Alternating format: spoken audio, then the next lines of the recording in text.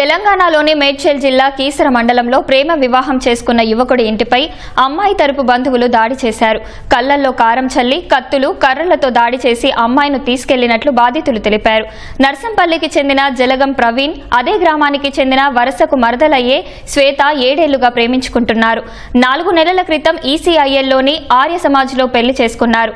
3 నెలలుగా సికింద్రాబాద్లో నివాసం ఉంటున్నారు. ఆరోగ్యం బాగలేకపోవడంతో వారం క్రితం సొంతూరు నర్సంపల్లికి వచ్చారు. ఈ ఉదయం అమ్మాయి బంధువులు అబ్బాయి ఇంటికి వచ్చి వారిపై దాడి చేసి అమ్మాయిని తీసుకెళ్లారు. శ్వేత కళ్లకు వస్త్రం కట్టి ఎత్తుకెళ్లిన దృశ్యాలు సీసీటీవీలో నమోదయ్యాయి. ప్రవీణ్ కుటుంబ సభ్యులు పోలీసులకు ఫిర్యాదు చేశారు.